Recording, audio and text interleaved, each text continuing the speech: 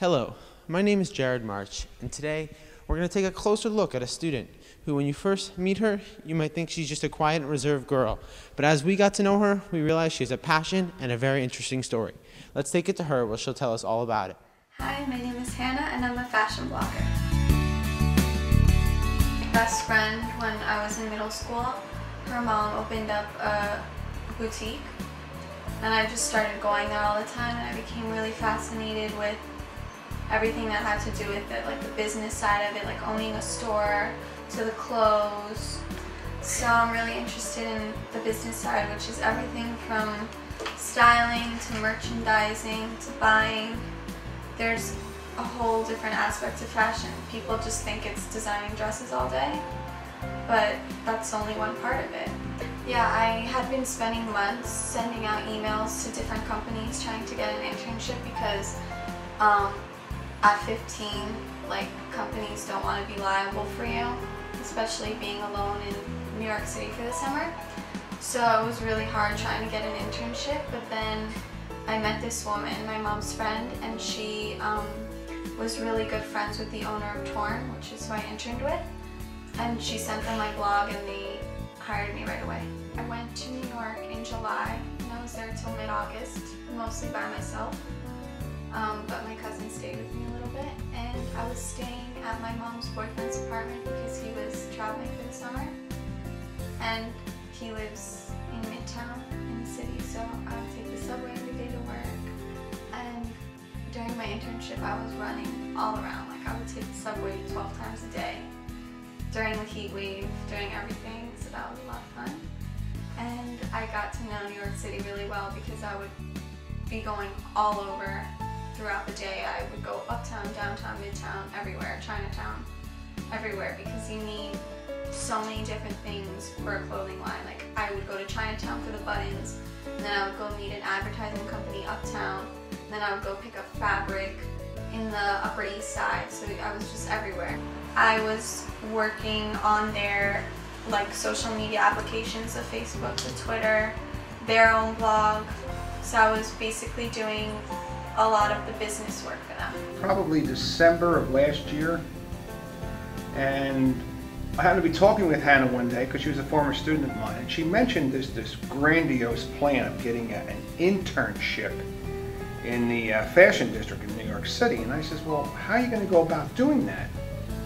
And she says, well, I'm going to write lots of letters of introduction and send resumes and see what I can do. And I kind of said, that's great, but I said, do you know how difficult it is for, she was 15 at that time, to get an internship in New York City, let alone in the fashion district? Well, make a long story short, I saw her a couple of months later, and she told me she had written like 40, 50, 60, 70 letters. And the result was, next thing you know, she told me she was working with an organization, I believe it was called Torn, and she worked there this past summer. I really can't believe that someone who's 15 years old was able to pull this off, but that's her determination and her drive. So this is my blog. It's called Below the Seam, and there's tons of different types of fashion blogs, but mine focuses on the latest news in fashion. A lot of people will do personal style blogs, so they'll take pictures of themselves in outfits every day and post, but I mostly talk about interesting things going on in the fashion world, and then I'll interpret it in my own way and I'll write about it. Then when it started growing, I needed my own URL, so I thought, what's something that has to do with getting the inside scoop on fashion? So I thought Below the Seam, like the seam of a dress, undercover. I started my blog because when I was at the Fashion Institute of Technology the past summer, my teacher kept telling me that I had to do something if I wanted to get an internship. And I had already been writing the blog for my best friend's website, so I just decided to start my own. And I mean, it started off 30 views a day. I wasn't telling anyone, it was just for myself. And then over time, without me really trying, it just got bigger and bigger and bigger, and I started getting thousands of views a day.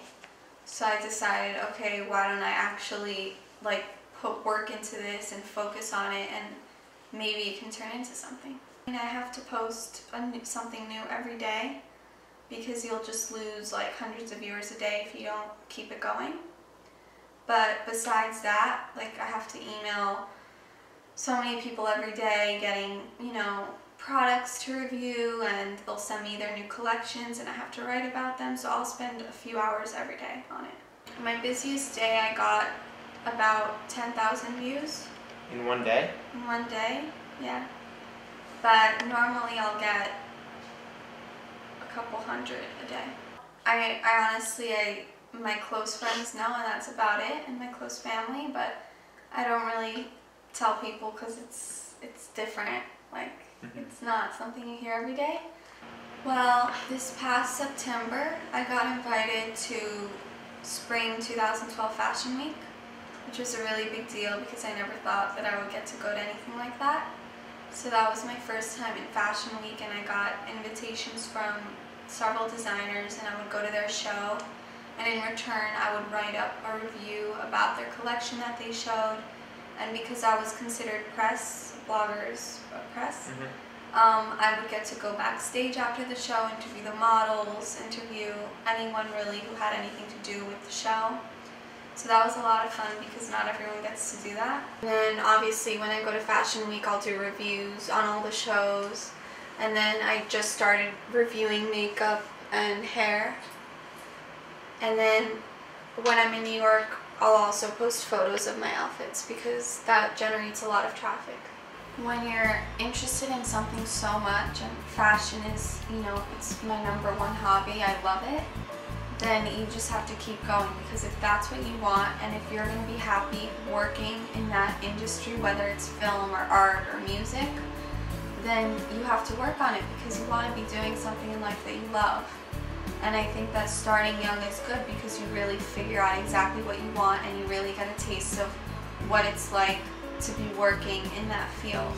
So, you know, even if I wouldn't get a letter back from an internship that I wanted, which happened, I would say, oh look, my views are going up, and that would just push me to keep working on my blog and keep working at being in the fashion world. It's just, I feel uncomfortable telling people I have this fashion blog, and then, you know, they see it and maybe it talks about stuff that's really different than what they think I'm interested in. But once they find out, it's not like I care about it. It's just actually telling them, it's like, oh, do you play sport? No, I'm a blogger. I want to continue my blog for as long as I can because that's how I'm meeting all these people, and that's how I'm going to get all my connections. So I'll focus on my blog throughout, hopefully, college, meet everyone I want to meet, and then decide what I want to do after that.